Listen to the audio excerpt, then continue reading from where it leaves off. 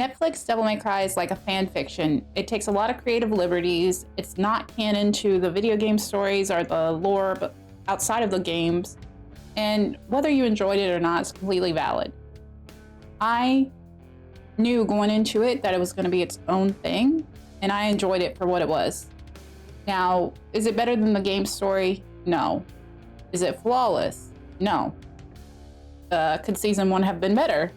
Yeah.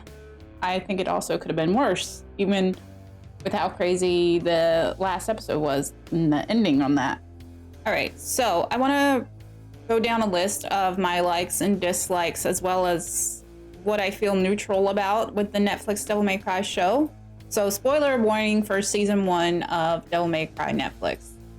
Okay, so my likes and dislikes. I really liked the Japanese voice cast, and I was really happy that Morikawa returned as Dante. I actually like him as a Japanese Dante.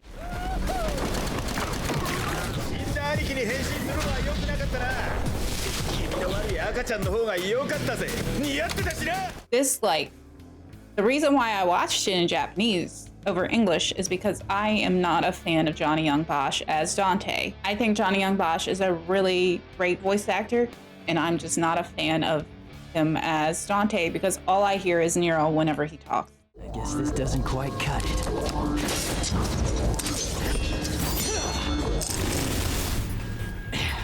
What's the point of packing a sword like that if you aren't even gonna use it? Dressing up as my dead brother, a little bit much. Personally, I'm stuck with being a creepy baby. It was working for you.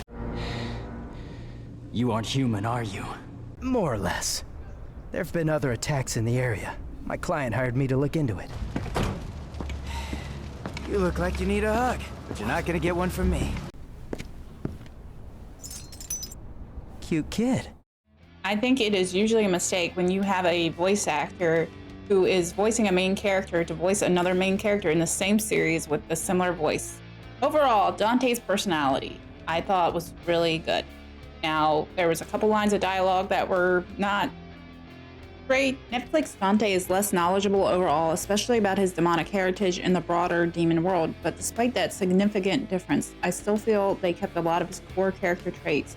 He's genuinely heroic, putting himself in harm's way to save people, driven by a desire to protect the innocent. He still has that classic sense of humor, constantly cracking jokes and making sarcastic remarks.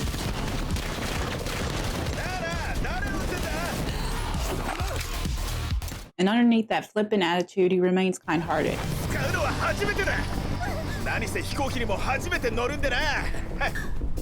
Dante, 起きて!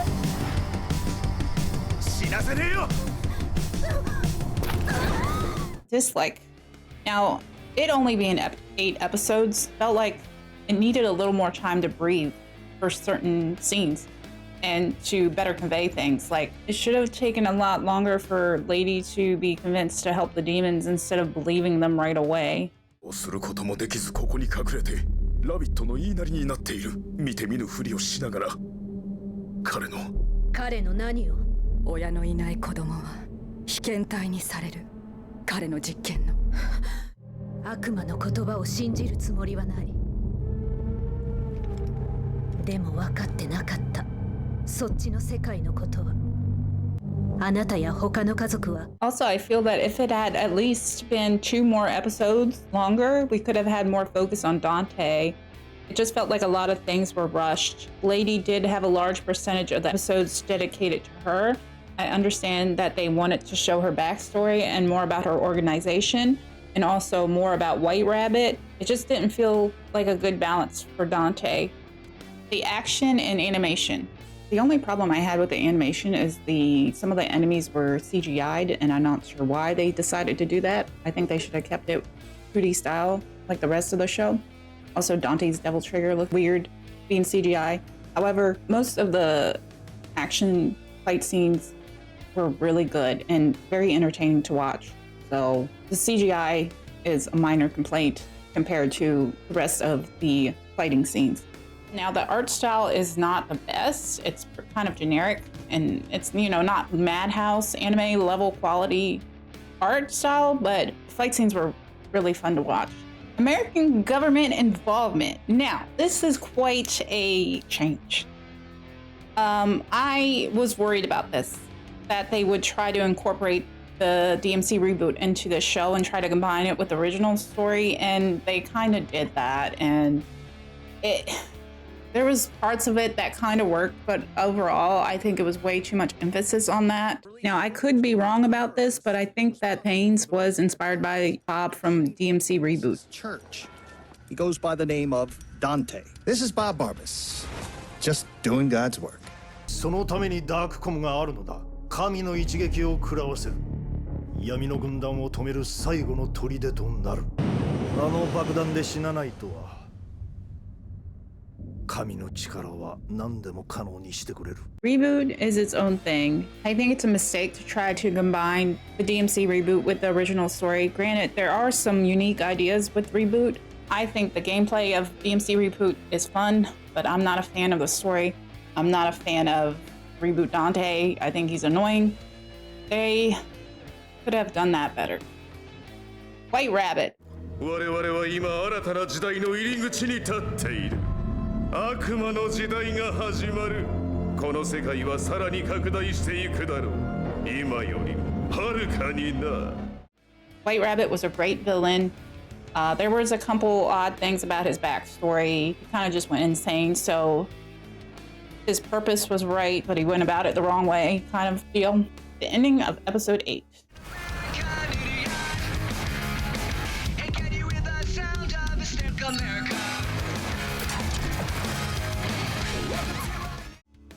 When I first saw it, I was like, is this South Park? What is this? It was so absurd. And if they wanted to keep it, they should have made it more serious. It just felt like a joke completely.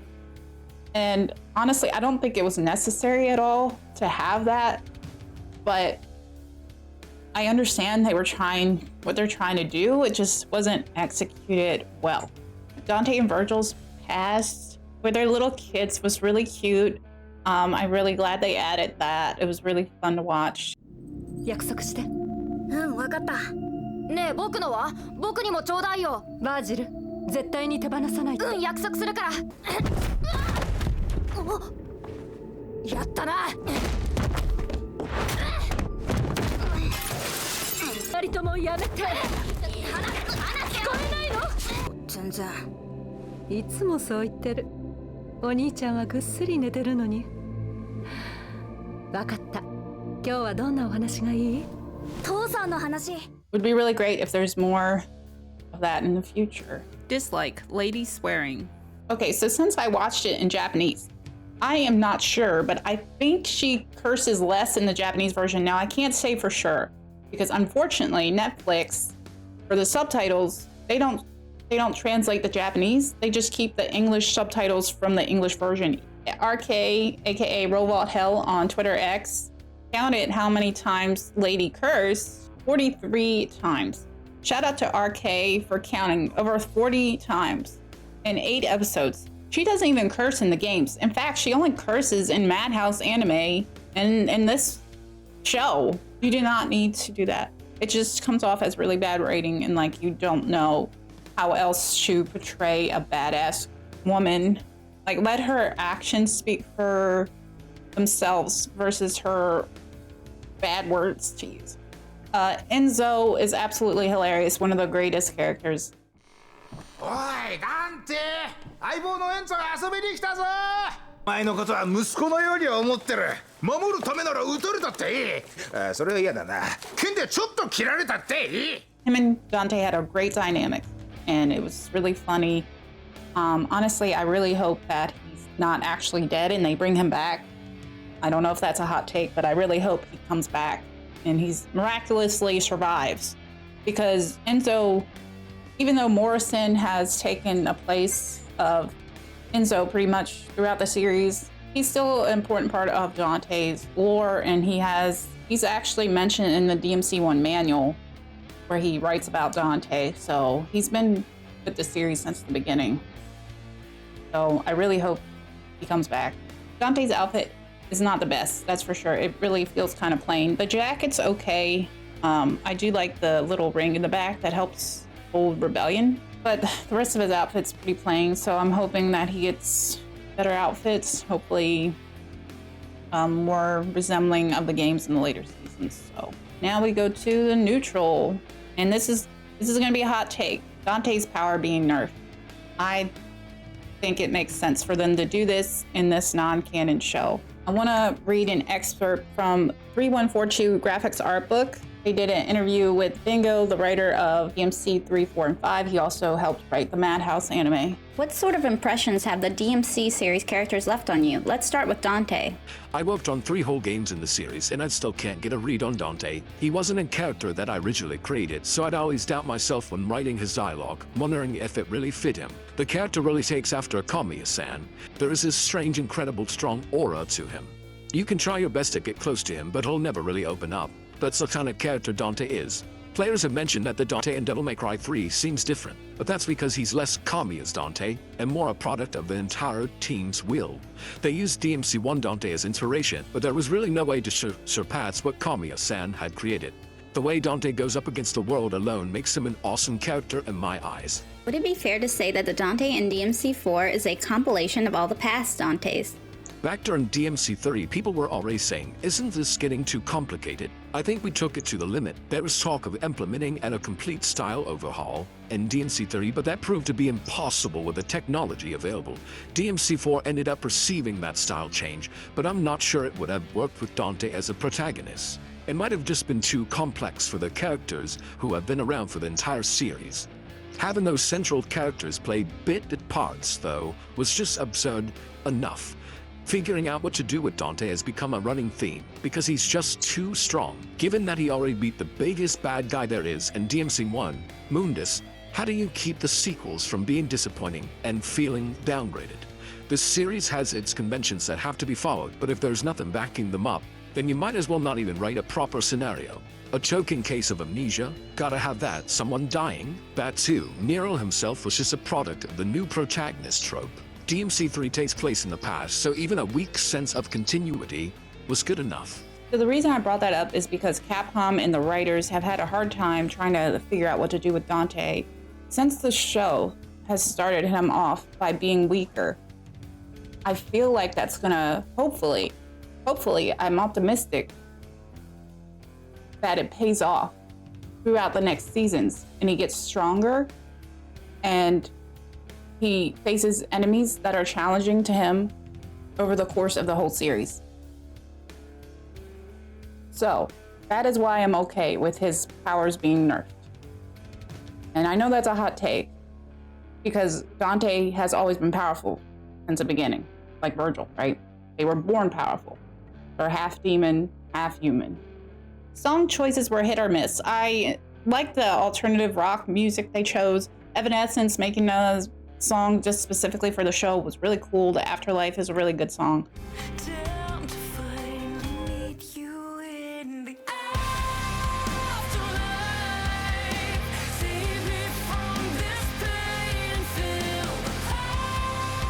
Their song selections were good mostly overall. It was mainly the remixes of the DMC songs that were like not great.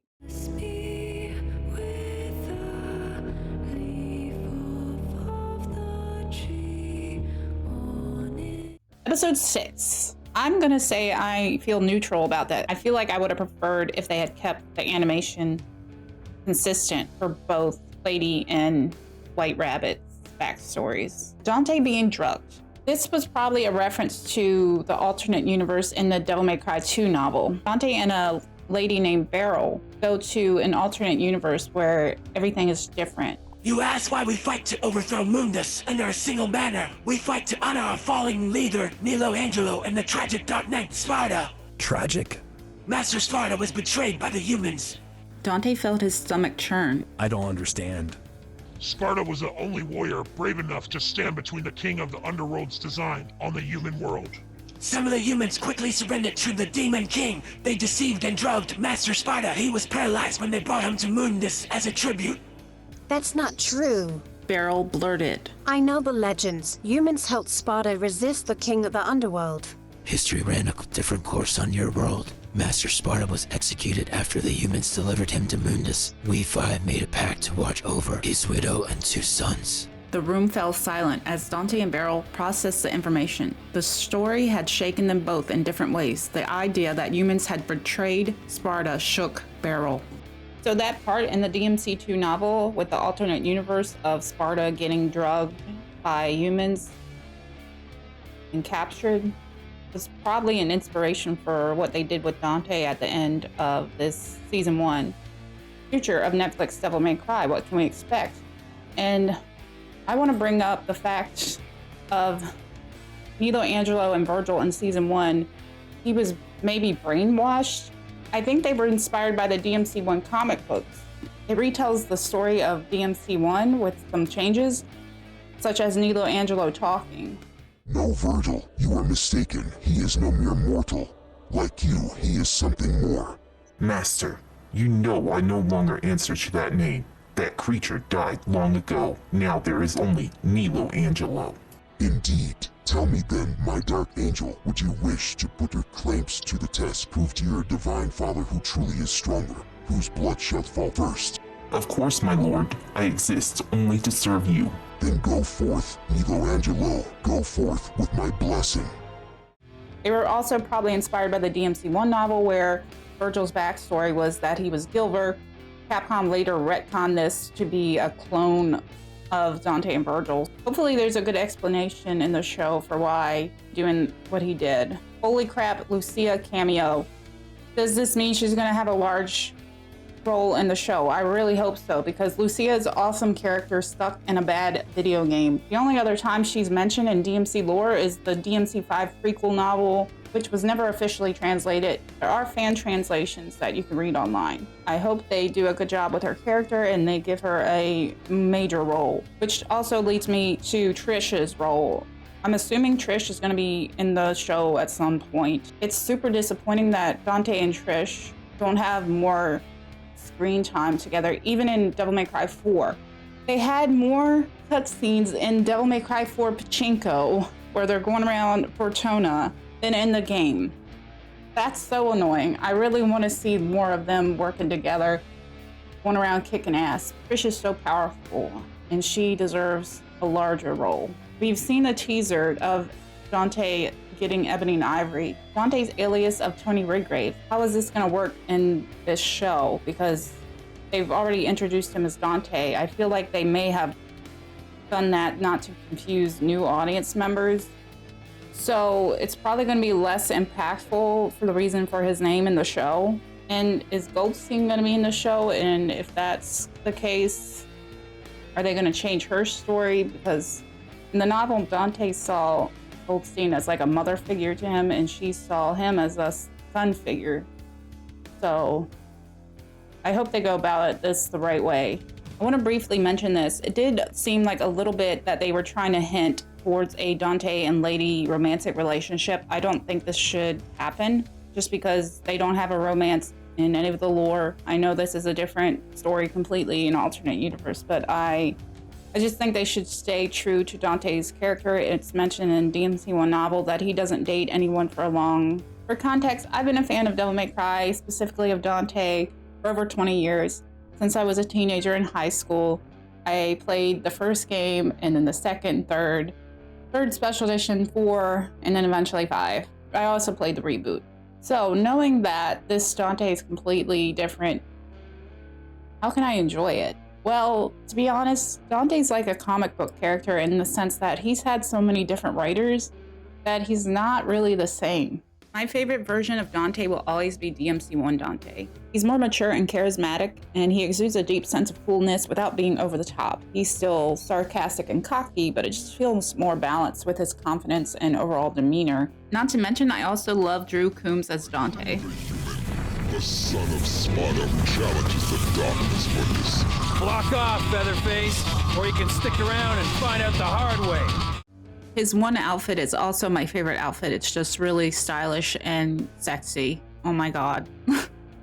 I do want to mention the reason why it took me a while to put this video together is because I didn't really want to mention the Netflix show anymore because of all the hate I got on Twitter X for posting this silly photo. I really didn't expect for it to get so much attention. I thought it would just, a few of my followers would get a laugh out of it. It was meant to be satirical, it wasn't meant to be serious, and a lot of people took it way too seriously. And it just was wild, especially because I posted the same photo on TikTok and most of the comments there are positive. Many comments saying they also enjoyed the show just despite its flaws. If you told me you absolutely hate Netflix Devil May Cry, I would understand why, because there's a lot of, a lot of things to dislike about it. It's just really weird to try to gatekeep something like, it's a cartoon, whether you liked it or not. Yes, it's non-canon. Yes, it changes things. Capcom already reported they got a bunch of sales from people who never played Devil May Cry before after this show aired. That's it from me. If you've watched this whole video, thank you very much. I was trying to keep it short, but I might have gone a little too long. So I'm sorry. Thank you very much for watching. Bye-bye.